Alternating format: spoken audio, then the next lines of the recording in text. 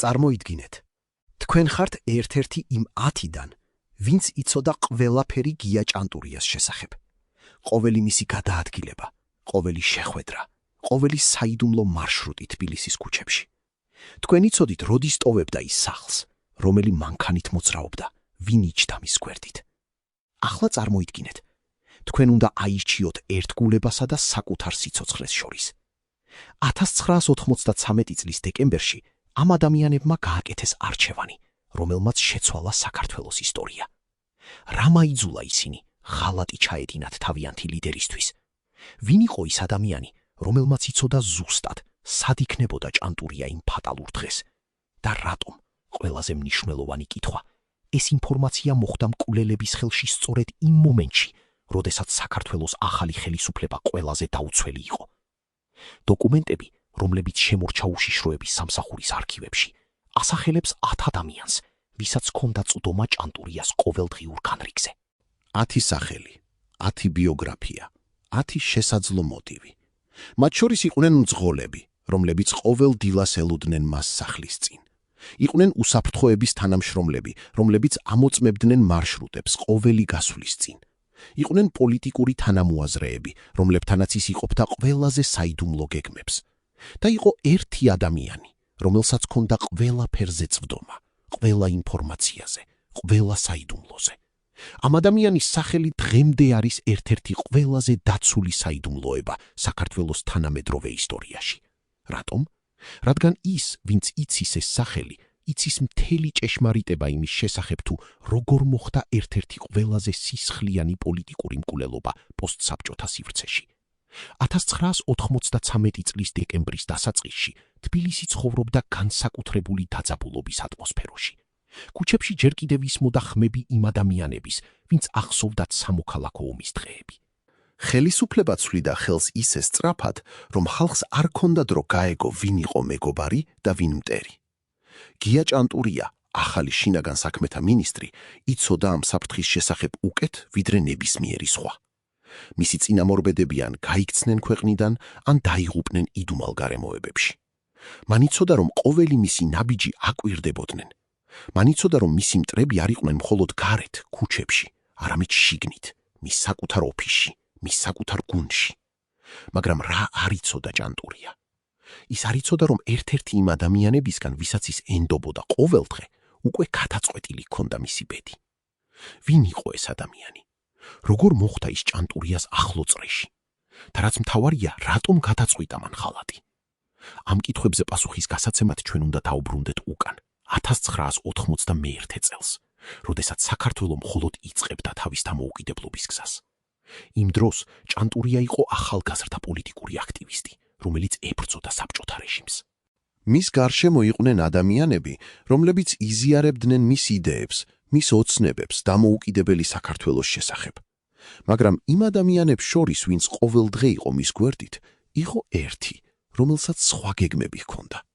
ეს ადამიანი არ იყო იდეოლოგი, ის არ იყო ფანატიკოსი, ის იყო პრაგმატიკოსი, ვინც იცოდა, რომ ძალაუფლება საქართველოში არ იკუთვნოდა იმათ, ვისაც ჰქონდა იდეები, არამედ იმათ, ვისაც ჰქონდა კავშირები. დღეს, 30 წლის შემდეგ, ჩვენ ვიცით ამ ადამიანის სახელი. არა, მაგრამ ჩვენ ვიცით მისი როლი. ჩვენ ვიცით, რომ ის იყო ერთ-ერთი იმათიდან, ვისაც ჰქონდა წვდომა ჭანტურიას განრიგზე. ჩვენ ვიცით, რომ მას ჰქონდა მოტივი, რომელიც აღემატებოდა პირად ამბიციებს. და ჩვენ ვიცით, რომ იმ ფატალურ დღეს, როდესაც ჭანტურიას მანქანა გაჩერდა რუსთაველის გამზირზე, მკვლელებმა ზუსტად იცოდნენ, სად იქნებოდა ის, რომელ საათზე, რომელ მანქანაში. ეს ინფორმაცია არ იყო შემთხვევითი. ეს იყო ზუსტი, დეტალური, რეალურ დროში განახლებული ინფორმაცია, რომელიც მოვიდა პირდაპირ ჭანტურიას ოფისიდან. 1993 წლის დეკემბრის მე-14 დღე დაიწყო როგორც ჩვეულებრივი დილა. გია ჭანტურია გაიღვიძა თავის სახლში, რომელიც მდებარეობდა თბილისის ერთ-ერთ მშვიდ უბანში, შორს პოლიტიკური ქარიშხლებისგან. მაგრამ ეს მშვიდობა იყო ილუზია. მისი სახლის გარშემო ყოველთვის იყვნენ უსაფრთხოების თანამშრომლები, რომლებიც აკვირდებოდნენ ყოველ მოძრაობას ქუჩაში. მისი ტელეფონი, რომელიც იდო მის სამუშაო მაგიდაზე, რეგულარულად რეკავდა გაუთავებელი ზარებით იმ ადამიანებისგან, ვინც სჭირდებოდა მისი დახმარება, მისი გადაწყვეტილება, მისი დაცვა. ჭანტურია იცოდა, რომ ყოველი ეს ზარი შეიძლებოდა იყოს ბოლო. მან იცოდა, რომ მისი მტრები არ დაისვენებდნენ, სანამ ის იქნებოდა ცოცხალი. მაგრამ რა არ იცოდა ის იმ დილას? ის არ იცოდა, რომ ერთ-ერთი იმ ადამიანებისგან, ვინც იჯდა მის ოფისში, უკვე გადასცემდა ინფორმაციას მისი მოძრაობების შესახებ იმათ, ვინც გეგმავდა მის მკვლელობას. ვინ იყო ეს ადამიანი? როგორ შევიდა ის ჭანტურიას ნდობის წრეში? ამ კითხვებზე პასუხის გასაცემად ჩვენ უნდა გავიგოთ, როგორ მუშაობდა ძალაუფლების სისტემა საქართველოში 1993 წელს. იმ დროს ქვეყანა იყო გადასასვლელ პერიოდში. ძველი საბჭოთა სტრუქტურები ინგრეოდნენ, მაგრამ ახალი ინსტიტუტები ჯერ არ იყო ჩამოყალიბებული. ხელისუფლება იყო ფრაგმენტული, გაყოფილი სხვადასხვა ჯგუფებს შორის, რომლებიც ებრძოდნენ ერთმანეთს გავლენისთვის. ჭანტურია, როგორც შინაგან საქმეთა მინისტრი, იყო ერთ-ერთი ყველაზე ძლიერი ფიგურა ამ ბრძოლაში. მაგრამ მისი ძალა იყო ასევე მისი სისუსტე. რადგან რაც უფრო მეტი ძალაუფლება ჰქონდა, მით უფრო მეტი მტერი ჰყავდა. მის ოფისში მუშაობდნენ ადამიანები, რომლებიც მოვიდნენ სხვადასხვა ფონიდან. იყვნენ ყოფილი საბჭოთა პოლიციელები, რომლებიც ცდილობდნენ ადაპტირებას ახალ რეალობაში. იყვნენ ახალგაზრდა აქტივისტები, რომლებიც იბრძოდნენ დამოუკიდებლობისთვის და ახლა ცდილობდნენ ახალი ქვეყნის მშენებლობას. იყვნენ ტექნიკური თანამშრომლები, რომლებიც უბრალოდ ასრულებდნენ თავიანთ სამუშაოს და არ ერეოდნენ პოლიტიკაში. და იყო ერთი ადამიანი, რომელიც არ ეკუთვნოდა არც ერთ ამ კატეგორიას. ეს ადამიანი იყო უჩინარი, მაგრამ აუცილებელი. ის იყო ის, ვინც აკავშირებდა ჭანტურიას სხვადასხვა ჯგუფებთან, ვინც იცოდა ყველა საიდუმლო, ყველა გეგმა, ყველა მოძრაობა. და ეს ადამიანი იყო ის, ვინც გადაწყვიტა, რომ ჭანტურია უნდა მოკვდეს. რატომ? რა იყო მოტივი? ფული, ძალაუფლება, შიში, ან შესაძლოა რაღაც უფრო პირადი. დოკუმენტები, რომლებიც შემორჩა იმ პერიოდიდან, არ იძლევა ცალსახა პასუხს, მაგრამ ისინი იძლევა მინიშნებებს. ერთ-ერთი დოკუმენტი, რომელიც ინახება უშიშროების სამსახურის არქივში, ასახელებს ადამიანს, რომელსაც ჰქონდა წვდომა ჭანტურიას ყოველდღიურ განრიგზე. ეს დოკუმენტი არ ასახელებს მის როლს მკვლელობაში, მაგრამ ის ადასტურებს, რომ ამ ადამიანს ჰქონდა ინფორმაცია, რომელიც შეიძლებოდა გამოყენებულიყო მკვლელების მიერ. და ეს ინფორმაცია იყო ზუსტი.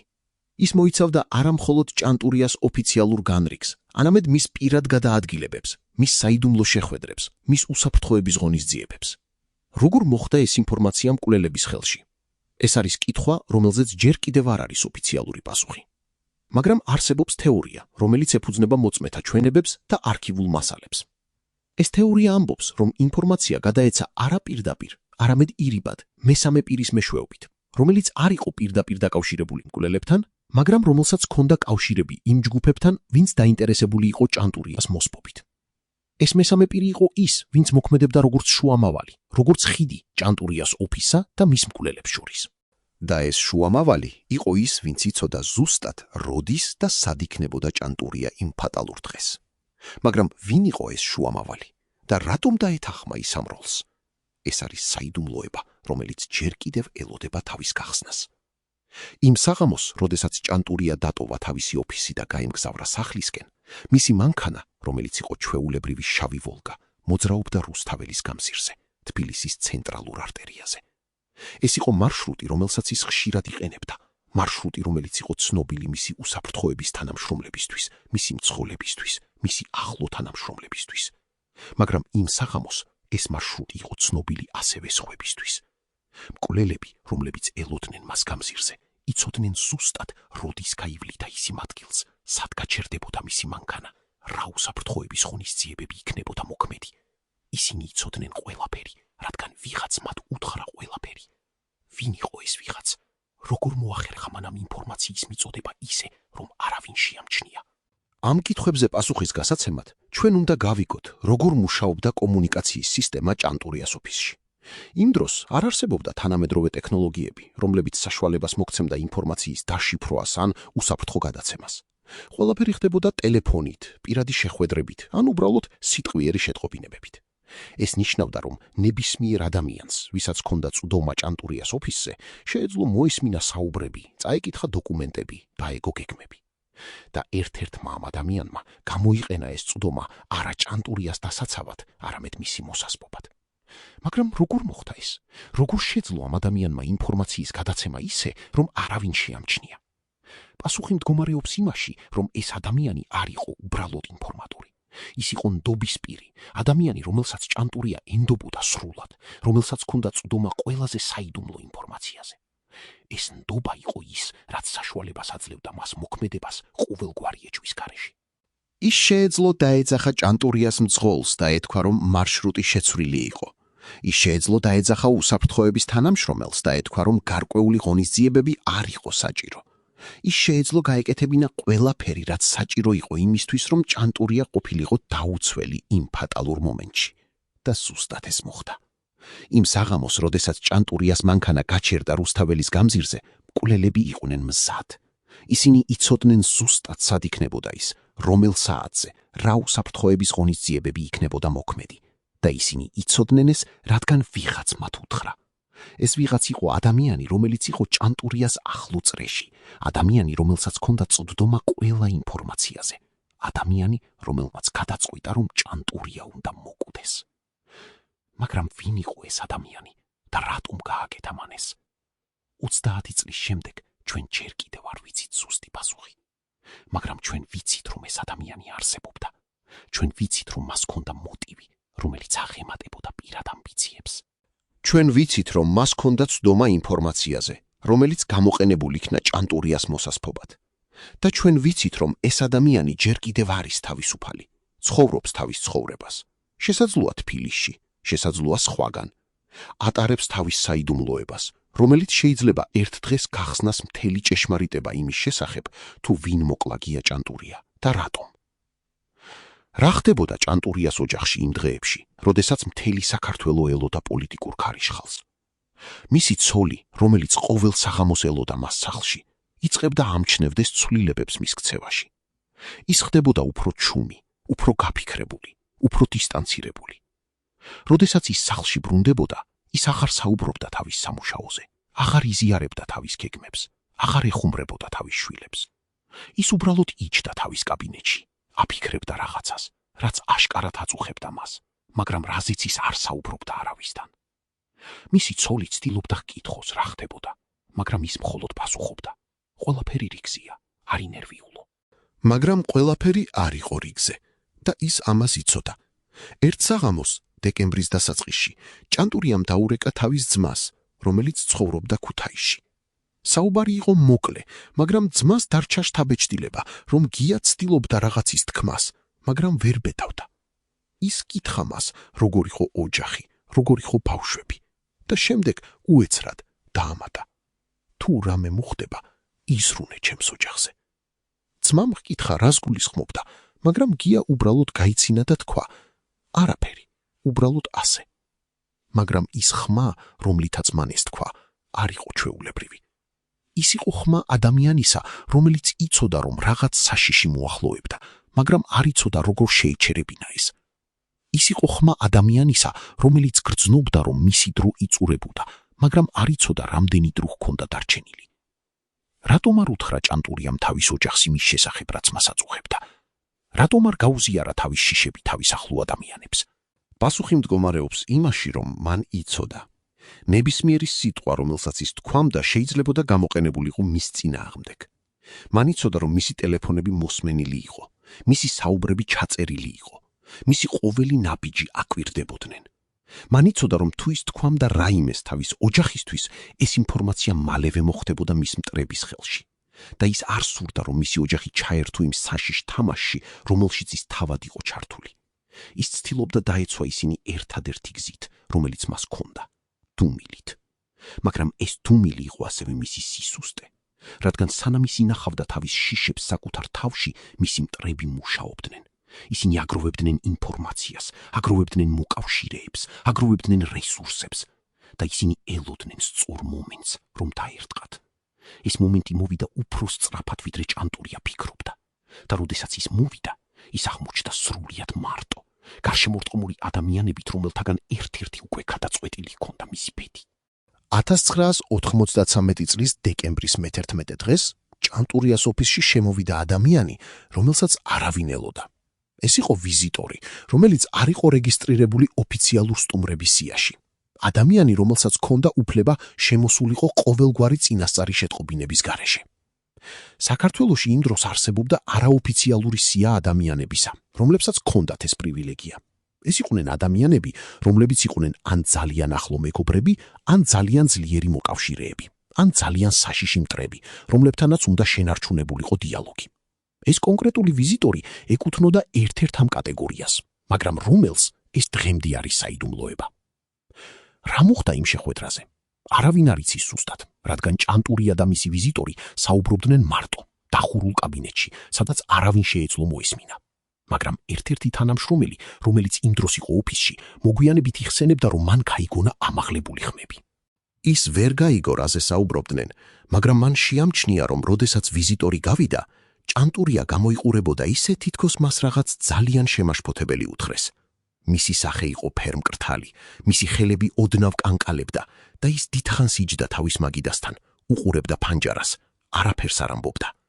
თანამშრომელმა სცადა კითხოს, ყველაფერი რიგზე იყო თუ არა, მაგრამ ჭანტურიამ მხოლოდ თავი დაუქნია და თქვა: დატოვე მე მარტო. რა შეიძლებოდა ეთქვა ჭანტურიას იმ შეხვედრაზე, რამაც ის ასე შეაშფოთა? არსებობს რამდენიმე თეორია. ერთი თეორია ამბობს, რომ ვიზიტორმა გააფრთხილა ის იმის შესახებ, რომ მის წინააღმდეგ გეგმავდნენ რაღაცას, მაგრამ არ უთხრა დეტალები. მეორე თეორია ამბობს, რომ ვიზიტორმა შესთავაზა მას გარიგება. თუ ის დათმობდა გარკვეულ პოზიციებს, მისი სიცოცხლე იქნებოდა დაცული. მესამე თეორია, ყველაზე საშიში, ამბობს, რომ ვიზიტორმა უბრალოდ აცნობა მას, რომ მისი დრო გასულიყო და რომ არაფერი, რასაც ის გააკეთებდა, ვერ შეცვლიდა იმას, რაც უნდა მომხდარიყო. რომელი თეორია არის სწორი? ჩვენ არ ვიცით, მაგრამ ჩვენ ვიცით, რომ იმ შეხვედრის შემდეგ ჭანტურია შეიცვალა. მისი თანამშრომლები იწყებდნენ ამჩნევდნენ, რომ ის ხდებოდა უფრო ეჭვიანი, უფრო დისტანცირებული, უფრო პარანოიდული. ის იწყებდა ეჭვის შეტანას ადამიანებში, რომლებსაც ის ენდობოდა წლების განმავლობაში. ის იწყებდა ცვლიდა თავის მარშრუტებს, თავის განრიგს, თავის უსაფრთხოების ღონისძიებებს. ის იწყებდა მოქმედებას ისე, თითქოს მან იცოდა, რომ ვიღაც აკვირდებოდა მას, ვიღაც ელოდა შესაძლებლობას დაერტყა. მაგრამ ვინ იყო ეს ვიღაც? და რატომ არ შეეძლო ჭანტურიას იმის გაგება, რომ ეს ვიღაც იყო უკვე მის ოფისში, მის ახლო წრეში, მის მდობის სიაში? პასუხი მდგომარეობს იმაში, რომ ის ადამიანი, რომელიც აპირებდა ჭანტურიას ხალათს, არ იყო უბრალოდ ინფორმატორი. ის იყო ოსტატი манипуляციისა. ადამიანი, რომელსაც შეეძლო თამაშობდა როლს ისე დამაჯერებლად, რომ არავინ ეჭვობდა მის ნამდვილ მოტივებში. ის იყო ადამიანი, რომელსაც შეეძლო იყურებოდა ჭანტურიას თვალებში და ეუბნებოდა: მე ვარ შენი მეგობარი, მე დაგიცავ და იმავდროულად გეგმავდა მის მოსპობას. ეს იყო ადამიანი, რომელსაც არ ჰქონდა სინდისი, არ ჰქონდა ერთგულება, არ ჰქონდა არაფერი გარდა ცივი გაანგარიშებისა იმის შესახებ, თუ რა იქნებოდა მისთვის ყველაზე მომგებიანი. და ეს ადამიანი იცოდა, რომ ჭანტურიას სიკვდილი იქნებოდა მისთვის ყველაზე მომგებიანი. დეკემბრის მე-12 დღეს, 2 დღით ადრე ჭანტურიას მკვლელობამდე, მოხდა რაღაც, რაც უნდა ყოფილიყო გაფრთხილება. ჭანტურიას ერთ-ერთმა უსაფრთხოების თანამშრომელმა შეამჩნია, რომ ვიღაც აკვირდებოდა მინისტრის სახლს. ეს იყო ადამიანი, რომელიც იდგა ქუჩის მოპირდაპირე მხარეს, ესურა სიგარეტს და უყურებდა სახლის შესასვლელს. როდესაც უსაფრთხოების თანამშრომელი მიუახლოვდა მას, ის სწრაფად გაიქცა. ეს ინციდენტი მოხსენებული იქნა ჭანტურიას, მაგრამ მან არ მიაქცია მას განსაკუთრებული ყურადღება. ის თქვა, რომ ეს შეიძლებოდა იყოს უბრალოდ ჟურნალისტი ან ცნობისმოყვარე ადამიანი, მაგრამ უსაფრთხოების თანამშრომელი არ იყო დარწმუნებული. მას ჰქონდა შეგრძნება, რომ ეს ადამიანი იყო რაღაც უფრო საშიში. იმავე დღეს საღამოს ჭანტურიამ მიიღო ტელეფონის ზარი. ზარი იყო ანონიმური და ხმა მეორე მხარეს იყო დამახინჯებული, თითქოს ადამიანი ცდილობდა არ ამოცნობოდა. ხმამ თქვა: შენ იცი, რომ ისინი მოდიან შენთვის, შენ იცი, რომ შენ ვერ გაექცევი, მაგრამ შენ არ იცი, ვინ არის ის, ვინც შენ გასცემს. შემდეგ ხაზი გაწყდა. ჭანტურია დარჩა, იჯდა თავის კაბინეტში, ტელეფონი ხელში, გულისცემა ამაღლებული. ის ცდილობდა გაიგო, ვინ შეიძლებოდა იყოს ეს ზარი, რა შეიძლებოდა ნიშნავდეს ეს გაფრთხილება. მაგრამ რაც უფრო ფიქრობდა, მით უფრო ბნელი ხდებოდა ყველაფერი. მან იცოდა, რომ მას ყავდა მტრები, მან იცოდა, რომ ზოგიერთი მათგანი სურდა მისი სიკვდილი, მაგრამ ის არ იცოდა, ვინ იყო ის, ვინც იყო ყველაზე ახლოს მასთან, ვინც იცოდა ყველაფერი მის შესახებ, ვინც შეეძლო მისი გაცემა. იმ ღამეს ჭანტურია თითქმის არ იძინა. ის იჯდა თავის კაბინეტში, უყურებდა ბნელ ფანჯარას და ფიქრობდა იმ ყველაფერზე, რაც მოხდა ბოლო კვირების განმავლობაში. ის ფიქრობდა იმ უცნაურ ვიზიტორზე, რომელიც მოვიდა მის ოფისში. ის ფიქრობდა იმ ადამიანზე, რომელიც აკვირდებოდა მის სახლს. ის ფიქრობდა იმ ანონიმურ ზარზე, რომელმაც გააფრთხილა ის ხალატის შესახებ. და ის ფიქრობდა იმაზე, თუ ვინ შეიძლებოდა იყოს ის ადამიანი, რომელიც აპირებდა მის გაცემას. მაგრამ პასუხი არ მოდიოდა. და როდესაც გათენდა, ჭანტურია იცოდა მხოლოდ ერთი რამ. მისი დრო იწურებოდა და ის ვერაფერს ვერ გააკეთებდა ამის შესაჩერებლად. დეკემბრის მე-14 დღის დილას გია ჭანტურია გაიღვიძა უჩვეულოდ ადრე. მისი სხეული რეაგირებდა ისე თითქოს იცოდა რაღაც, რასაც მისი გონება ჯერ კიდევ უარყოფდა. გული სწრაფად უცემდა, ხელები ოდნავ კანკალებდა, პირში იგრძნობოდა მშრალი გემო. ის წამოდგა საწოლიდან, მივიდა სააბაზანოში, შეხედა სარკეში. ის ადამიანი, რომელიც უყურებდა მას უკან, აღარ იყო ის ენერგიული 37 წლიანი პოლიტიკოსი, რომელიც 2 წლის წინ დაიწყო თავისი კარიერა შინაგან საქმეთა სამინისტროში. ეს იყო ადამიანი, რომელიც დაბერდა 10 წლით 2 წლის განმავლობაში. მისი თმა, რომელიც ადრე იყო სქელი და მუქი, ახლა იყო შერეული ნაცრისფერი ძაფებით. მისი სახე, რომელიც ადრე იყო გლუვი და ახალგაზრდული, ახლა იყო დაფარული ღრმა ნაოჭებით, გაშლილი შუბლზე და თვალების გარშემო.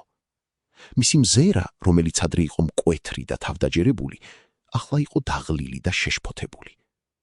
2 წელი ძალაუფლებაში აქციეს ის ჩრდილად იმისა, ვინც ადრე იყო. მან იცოდა რატომ.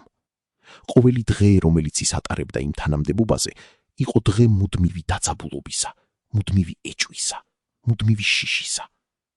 მან იცოდა, რომ ყოველი მისი გადაწყვეტილება შეიძლებოდა იყოს ბოლო. მან იცოდა, რომ ყოველი მისი სიტყვა შეიძლებოდა გამოყენებულიყო მის წინააღმდეგ.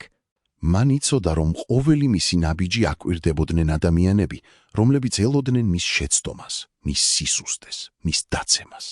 და ეს ცოდნა ჭამდა მას შიგნიდან, ნელა, მაგრამ უსაშველოდ, როგორც დაავადება, რომლისთვისაც არ არსებობდა წამალი. ის უყურებდა თავის ასახვას სარკეში და ფიქრობდა, რამდენი დრო მაქვს დარჩენილი, რამდენი დღე სანამ ეს ყველაფერი დასრულდება. მაგრამ ის არ იცოდა, რომ პასუხი იყო ერთი დღე. მხოლოდ ერთი დღე. ის გავიდა სააბაზანოდან, ჩაიცვა თავისი ჩვეულებრივი მუქი კოსტიუმი, ჩაიდო საათი, რომელიც ჰქონდა საჩუქრად მიღებული მისი მეგობრისგან 1 წლის წინ. საათი ასახავდა 7 საათს 30 წუთს. ის ჯერ კიდევ ჰქონდა დრო საუზმისთვის ოჯახთან ერთად, მაგრამ მან გადაწყვიტა არ გაიღვიძებინა ისინი. ის არ სურდა, რომ მისმა ცოლმა დაენახა მისი სახე იმ დილას, დაენახა შიში, რომელსაც ის ვეღარ მალავდა. ის უბრალოდ დაწერა მოკლე ჩანაწერი. ადრე წავედი სამსახურში, საღამოს დავბრუნდები. მაგრამ როდესაც წერდა სიტყვას დავბრუნდები, მისი ხელი შეჩერდა.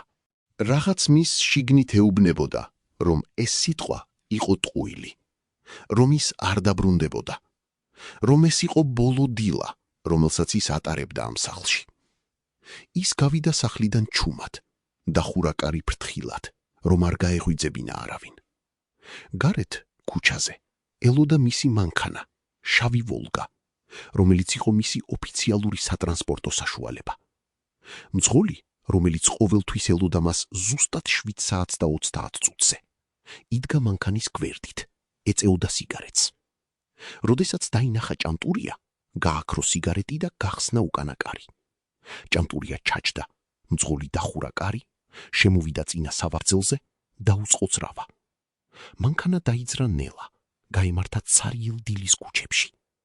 ჭანტურია უყურებდა ფანჯრიდან, უყურებდა თბილისს, რომელიც ჯერ კიდევ იძინა და ფიქრობდა. ეს ქალაქი, რომლის დასაცავადაც მე ვცდილობ, იცის თუ არა, რა ფას ვიხდი ამისთვის. მაგრამ ქალაქი არ პასუხობდა. ქალაქი უბრალოდ იძინა, გაუფრთხილებელი, გაუცნობიერებელი იმისა, რაც მალე მოხდებოდა მის ქუჩებში. მის მაგიდის უჯრაში, დამალული სხვა დოკუმენტების ქვეშ, იდო საქაღალდე, რომელზეც წერდა სრულიად საიდუმლო. ეს საქაღალდე შეიცავდა დოკუმენტებს, რომლებიც არ უნდა არსებულიყო. ეს იყო დოკუმენტები, რომლებიც აღწერდა საიდუმლო ოპერაციებს, საიდუმლო გარიგებებს, საიდუმლო კავშირებს იმ ადამიანებს შორის, რომლებიც ოფიციალურად იყვნენ მტრები, მაგრამ არაოფიციალურად იყვნენ პარტნიორები. ჭანტურია იცოდა ამ დოკუმენტების შესახებ, რადგან ის თავად შეაგროვა ისინი, ნელა, ფრთხილად, თვეების განმავლობაში. მან იცოდა, რომ ეს დოკუმენტები იყო მისი სადაზღვევო პოლისი, მისი გარანტია, რომ თუ ვინმე ცდილობდა მის მოსპობას, ეს ინფორმაცია გამოვიდოდა საჯაროდ და გაანადგურებდა იმათ, ვინც იყო მის უკან. მაგრამ იმ დილას, როდესაც მან გახსნა საქაღალდე, მან აღმოაჩინა რაღაც, რაც აიძულა მისი გული გაჩერებულიყო. საქაღალდეში იყო 50 გვერდი. მან იცოდა ეს, რადგან ის თავად დაითვალა ისინი ბოლო ჯერზე, როდესაც ამოწმებდა მათ ერთი კვირის წინ. მაგრამ ახლა, როდესაც მან დაითვალა ისინი ხელახლა, იყო მხოლოდ 37 გვერდი. 13 გვერდი გაქრა. 13 გვერდი, რომლებიც შეიცავდა ყველაზე მნიშვნელოვან ინფორმაციას, ყველაზე საშიშ მტკიცებულებებს, ყველაზე დამამტკიცებელ დოკუმენტებს. ვინც აიღო ისინი? როდის? და რაც მთავარია, რატომ? ის დადო საქაღალდე მაგიდაზე, დადგა, მივიდა ფანჯარასთან. გარეთ თბილისი იწყებდა გაღვიძებას. ქუჩებში ჩნდებოდნენ ადამიანები, რომლებიც მიდიოდნენ სამსახურში, სკოლაში, ბაზარში. ჩვეულებრივი ადამიანები, რომლებიც ცხოვრობდნენ თავიანთ ჩვეულებრივ ცხოვრებას, არ იცოდნენ იმის შესახებ, რაც ხდებოდა ამ შენობაში, ამ კაბინეტში, ამ ადამიანის გულში.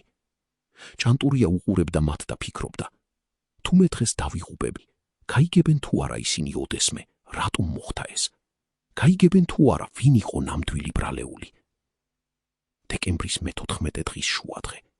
ჭანტურია ატარებდა ბოლო საათებს თავის ოფისში. ცდილობდა გაიგრძელებინა თავისი ჩვეულებრივი სამუშაო, თითქოს არაფერი არ ხდებოდა. მაგრამ ყველაფერი ხდებოდა. მისი ტელეფონი რეკავდა გაუთავებლად, მაგრამ ის არ პასუხობდა. მისი თანამშრომლები შემოდიოდნენ კითხვებით, მაგრამ ის აგზავნიდა მათ უკან. ისიჯდა თავის მაგიდასთან, უყურებდა იმ საქაღალდეს, რომელიც ახლა იყო არასრული და ცდილობდა გაიგო, რა შეეძლო გაეკეთებინა. მაგრამ რაც უფრო ფიქრობდა, მით უფრო ცხადი ხდებოდა, რომ ის აღარ შეეძლო გაეკეთებინა არაფერი. თამაში დასრულდა. ის წააგო.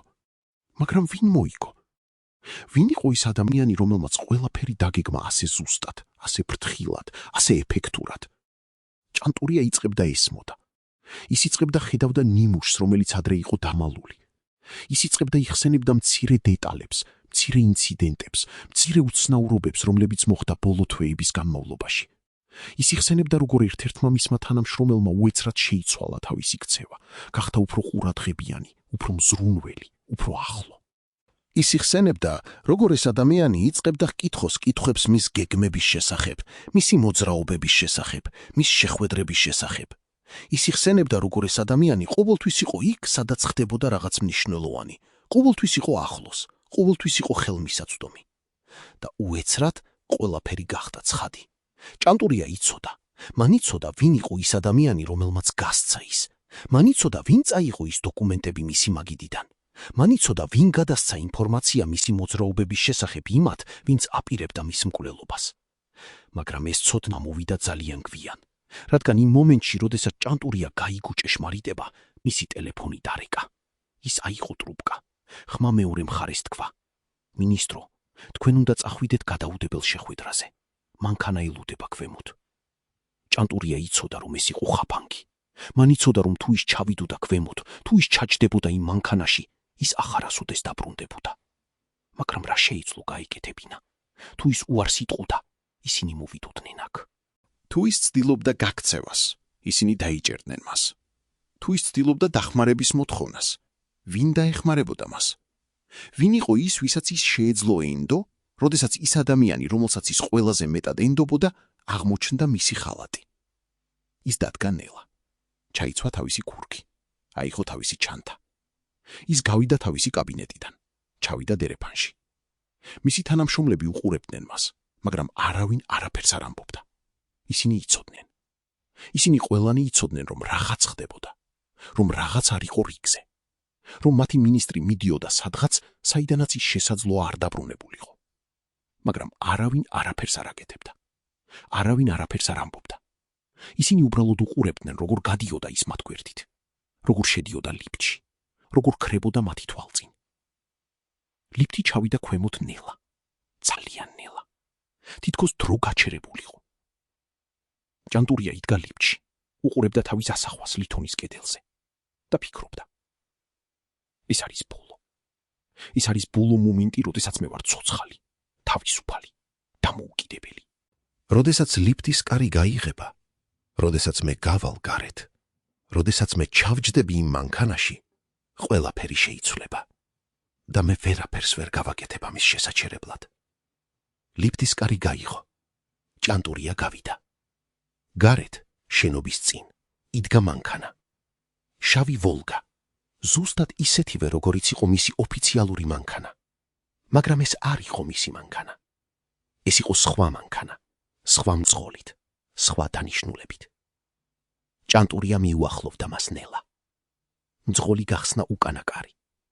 ჭანტურია შეჩერდა, შეხედა მძღოლს. ეს იყო ახალგაზრდა კაცი, რომელსაც ის არ იცნობდა, რომელსაც ჰქონდა ცივი, გამოუხატავი სახე. ჭანტურია იცოდა, რომ ეს კაცი არ იყო უბრალოდ მძღოლი. ეს იყო ის, ვინც უნდა დარწმუნებულიყო, რომ ჭანტურია მივიდოდა იქ, სადაც მას ელოდნენ. ჭანტურია ჩაჯდა მანქანაში. კარი დაიხურა. მანქანა დაიძრა. და როდესაც ის მოძრაობდა რუსთაველის გამზირზე, ჭანტურია უყურებდა ფანჯრიდან. უყურებდა ქალაქს, რომელიც ცხოვრობდა თავის ჩვეულებრივ ცხოვრებას და ფიქრობდა, ვინ იყო ის ადამიანი, რომელმაც მე გასცა? ვინ იყო ის, ვისაც მე ვენდობოდი და ვინც ამ ტრაგედიის არქიტექტორი აღმოჩნდა? რუსთაველის გამზირზე იმ დეკემბრის საღამოს დრო თითქოს შენელდა. ჭანტურიას მანქანა მოძრაობდა ნელა, ძალიან ნელა. თითქოს მძღოლი იცოდა, რომ ყოველი წამი, რომელიც გადიოდა, იყო წამი, რომელიც აშორებდა ამ ადამიანს სიცოცხლეს. ქუჩებზე ადამიანები მიდიოდნენ თავიანთ საქმეებზე. არ იცოდნენ, რომ რამდენიმე მეტრში მათგან ერთ-ერთი ყველაზე ძლიერი ადამიანი საქართველოში ატარებდა თავის ბოლო წუთებს. ჭანტურია უყურებდა მათ ფანჯრიდან და ფიქრობდა, ისინი დაბრუნდებიან სახლში დღეს საღამოს, ჩაეხუტებიან თავიანთ ოჯახებს, იზიარებენ სადილს, იყურებენ ტელევიზორს. ხვალ დილით ისინი გაიგებენ, რომ მე აღარ ვარ და ისინი იკითხავენ, რატომ, ვინ, როგორ. მაგრამ პასუხები, რომლებსაც მათ მისცემენ, იქნება ტყუილი, რადგან ნამდვილი პასუხები იცის მხოლოდ ერთმა ადამიანმა და ეს ადამიანი არასოდეს არ იტყვის ჭეშმარიტებას. მანქანა გაჩერდა. ჭანტურია შეხედა გარეთ. ისინი იყვნენ ადგილზე, რომელიც არ იყო მისგან რიგში. ეს იყო ცარიელი ქუჩა, ცარიელი შენობა, ცარიელი სივრცე, სადაც არავინ არ იქნებოდა მოწმე იმისა, რაც მალე მოხდებოდა. მძღოლი გადმოვიდა, გახსნა უკანა კარი. ჭანტურია არ გადმოვიდა. ის იჯდა, უყურებდა წინ. ცდილობდა გაეგო, რა ხდებოდა. მძღოლმა თქვა, მინისტრო, გთხოვთ გადმოხვიდეთ. ხმა იყო თავაზიანი, მაგრამ მტკიცე. ჭანტურია იცოდა, რომ ეს არ იყო თხოვნა, ეს იყო ბრძანება. ის გადმოვიდა ნელა. მისი ფეხები თითქოს არ ემორჩილებოდა. მისი გული ცემდა ისე ხმამაღლა, რომ მას ეგონა მთელი ქუჩა ისმენდა მას. ის შეხედა გარშემო. არავინ. მხოლოდ ცარიელი შენობები, ჩაკეტილი ფანჯრები, ბნელი ქუჩები. და შემდეგ უეცრად ის დაინახა მათ. ორი ადამიანი, რომლებიც გამოვიდნენ ჩრდილიდან, მოვიდნენ მისკენ. მათ ხელში იყო რაღაც, რაც ბრწყინავდა ქუჩის ნათურის შუქზე. ჭანტურია მიცოდა რა იყო ეს და მან იცოდა, რომ მისი დრო ამოიწურა. მაგრამ იმ ბოლო მომენტში, იმ ბოლო წამში, მის გონებაში გაიარა არა შიში, არა ტკივილი, არა სინანული. გაიარა მხოლოდ ერთი კითხვა. ვინ? ვინ იყო ის ადამიანი, რომელმაც ყველაფერი ეს დაგეგმა? ვინ იყო ის, ვისაც ის ენდობოდა და ვინც აღმოჩნდა მისი მკვლელი? და ამ კითხვაზე პასუხი მოვიდა უეცრად, მკვეთრად, ტკივილით. რადგან იმ მომენტში, როდესაც ის ორი ადამიანი მიუახლოვდნენ მას, როდესაც ისინი აიღეს თავიანთი იარაღი, ჭანტურიამ დაინახა მესამე ადამიანი, რომელიც იდგა შორს, ჩრდილში, აკვირდებოდა. და ეს ადამიანი იყო ის, ვისაც ჭანტურია იცნობდა. ის, ვისაც ის ენდობოდა.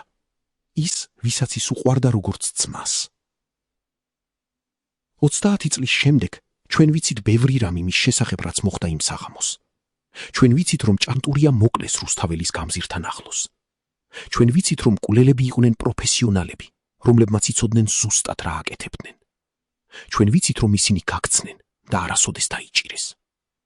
მაგრამ რასაც ჩვენ არ ვიცით, რაც ჯერ კიდევ არის საიდუმლოება, არის ის, თუ ვინ იყო ის ადამიანი, რომელიც იდგა ჭრდილში, აკვირდებოდა, ელოდა, რომ დარწმუნებულიყო, რომ ყველაფერი წავიდოდა გეგმის მიხედვით.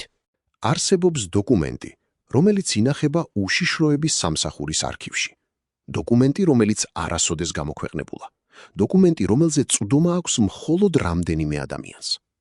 ამ დოკუმენტში არის სია 10 ადამიანისა, რომლებსაც ჰქონდათ წვდომა ჭანტურიას ყოველდღიურ განრიგზე. 10 სახელი, 10 ბიოგრაფია, 10 შესაძლო მოტივი. მაგრამ ამ სიაში არის ერთი სახელი, რომელიც გამოირჩევა. ეს არის სახელი ადამიანისა, რომელიც იყო ყველაზე ახლოს ჭანტურიასთან, რომელსაც ჰქონდა ყველაზე მეტი წვდომა, რომელსაც ჰქონდა ყველაზე მეტი ძალაუფლება. და ეს არის სახელი ადამიანისა, რომელიც იმ დღის შემდეგ, როდესაც ჭანტურია მოკვდა, გახდა ერთ-ერთი ყველაზე ძლიერი ფიგურა საქართველოში. ვინ არის ეს ადამიანი? დოკუმენტი არ ამბობს. ის მხოლოდ ასახელებს მას როგორც პირი ნომერი 7. მაგრამ ადამიანები, რომლებმაც წაიკითხეს ეს დოკუმენტი, ადამიანები, რომლებმაც იციან ჭეშმარიტება, ამბობენ, რომ პირი ნომერი 7 იყო არა უბრალოდ თანამშრომელი. ის იყო მეგობარი, კონფიდანტი, ადამიანი, რომელსაც ჭანტურია ენდობოდა უპირობოდ. და ეს იყო ის, რაც გახადა მისი ღალატი ასე სრულყოფილი, ასე დამანგრეველი, ასე შეუქცევადი. რატომ გააკეთა მან ეს? რა იყო მოტივი? ფული, ძალაუფლება, შიში, თუ რაღაც უფრო ღრმა, უფრო ბნელი, უფრო პირადი. ადამიანები, რომლებმაც იციან ეს ისტორია, ამბობენ სხვადასხვა ვერსიებს. ზოგი ამბობს, რომ პირი ნომერი 7 იყო აგენტი, რომელიც მუშაობდა უცხო ძალებისთვის, რომლებსაც სურდათ საქართველოს დესტაბილიზაცია. ზოგი ამბობს, რომ ის იყო ამბიციური ადამიანი, რომელმაც დაინახა შესაძლებლობა ძალაუფლების მოსაპოვებლად და გამოიყენა ის. ზოგი ამბობს, რომ ის იყო უბრალოდ შეშინებული, რომ მას დაიმუქნენ, რომ მას არ ჰქონდა არჩევანი. მაგრამ ყველაზე საშიში ვერსია, რომელსაც ამბობენ ისინი, ვინც ყველაზე ახლოს იყო იმ მოვლენებთან, არის ის, რომ პირი ნომერი 7 არ იყო იწულებული, ის არ იყო შეშინებული, ის არ იყო მანიპულირებული. ის უბრალოდ გადაწყვიტა, რომ ჭანტურია უნდა მოკვდეს, რადგან ეს იყო ყველაზე მომგებიანი გადაწყვეტილება მისთვის. ის გამოთვალა ყველაფერი, რა მოხდებოდა ჭანტურიას სიკვდილის შემდეგ, ვინ მოვიდოდა ძალაუფლებაში, როგორ შეიძლებოდა ამ ახალი ძალაუფლების გამოყენება. და ის გააკეთა თავისი არჩევანი, ცივი, გაანგარიშებული, ემოციების გარეშე. დღეს 30 წლის შემდეგ პირი ნომერი 7 ცხოვრობს თავის ცხოვრებას. შესაძლოა თბილისში, შესაძლოა სხვაგან. შესაძლოა ის არის წარმატებული ბიზნესმენი, შესაძლოა პოლიტიკოსი, შესაძლოა უბრალოდ ჩვეულებრივი მოქალაქე, რომელიც ცხოვრობს მშვიდად, ატარებს თავის საიდუმლოებას. ის იცის, რომ არავინ არასოდეს არ გაიგებს ჭეშმარიტებას. ის იცის, რომ დოკუმენტები, რომლებიც შეიძლებოდა დაემტკიცებინა მისი ბრალი, გაქრა იმ ფატალურ დღეს. ის იცის, რომ მოწმეები, რომლებმაც შეიძლებოდა ისაუბრეს, ან მოკვდნენ, ან გაჩუმდნენ, ან გაქცნენ ქვეყნიდან. ის იცის, რომ ის არის უსაფრთხო, მაგრამ არის თუ არა ის ნამდვილად უსაფრთხო? არის თუ არა ის ნამდვილად თავისუფალი? ადამიანები, რომლებმაც იციან ეს ისტორია, ამბობენ, რომ პირი ნომერი 7 ცხოვრობს მუდმივ შიშში, რომ ის იცის, რომ ერთ დღეს შესაძლოა ვიღაც გამოვა და იტყვის ჭეშმარიტებას, რომ ერთ დღეს შესაძლოა გამოჩნდება დოკუმენტი, რომელიც დაამტკიცებს მის ბრალს, რომ ერთ დღეს შესაძლოა მოწმე, რომელიც ჩუმობდა 30 წლის განმავლობაში, გადაწყვეტს საუბარს. და იმ დღეს ყველაფერი, რაც მან ააშენა ჭანტურიას სისხლზე, ჩამოიშლება. ეს შიში, ეს მუდმივი დაძაბულობა, ეს ცოდნა, რომ ერთ დღეს სამართალი შეიძლება აღსრულდეს, არის ის ფასი, რომელსაც პირი ნომერი 7 იხდის ყოველდღე. ის ცხოვრობს მდიდრულად, ძლიერად, გავლენიანად, მაგრამ ის ცხოვრობს ასევე ციხეში, რომელიც აშენებულია არა ბეტონისგან და რკინისგან, არამედ შიშისგან და ბრალისგან. და ეს ციხე არის უფრო ძლიერი, უფრო მკაცრი, უფრო შეუქცევადი, ვიდრე ნებისმიერი ფიზიკური ციხე. მაგრამ ჩვენ, ისინი, ვინც ვეძებთ ჭეშმარიტებას, ჩვენ არ ვიცით მისი სახელი, ჩვენ არ ვიცით მისი სახე. ჩვენ არ ვიცით, სად არის ის დღეს. ყველაფერი, რაც ჩვენ გვაქვს, არის ეჭვები, თეორიები, ფრაგმენტული მტკიცებულებები. და ეს არის ის, რაც ხდის ამ ისტორიას ასე ტრაგიკულს, ასე შემაშფოთებელს, ასე შეუქცევაც. რადგან ჭეშმარიტება არსებობს, მაგრამ ის დამარხულია ისე ღრმად, ისე საიმედოდ, ისე სრულყოფილად, რომ შესაძლოა ის არასოდეს გამოვიდეს ზედაპირზე. 1993 წლის დეკემბრის მე-15 დღეს საქართველომ გაიღვიძა ახალ რეალობაში. გია ჭანტურია, ადამიანი, რომელიც წარმოადგენდა იმედს ახალი დასაწყისისთვის, აღარ იყო. მისმა სიკვდილმა შეცვალა ყველაფერი. ხელისუფლების ბალანსი, რომელიც იყო მყიფე, საბოლოოდ გადაიხარა. ადამიანები, რომლებიც ელოდნენ ამ მომენტს, დაიკავეს პოზიციები. ადამიანები, რომლებიც ებრძოდნენ ჭანტურიას ხედვას, გაიმარჯვეს. მისი ოჯახი დარჩა მარტო, დაცემული, გაანადგურებული. მისი ცოლი, რომელიც ელოდა მას სახლში იმ საღამოს, არასოდეს მიიღო პასუხები თავის კითხვებზე. მისი შვილები გაიზარდნენ ოჯახის გარეშე, ცხოვრობდნენ ჩრდილში იმ ტრაგედიისა, რომელმაც წაართვა მათ მამა.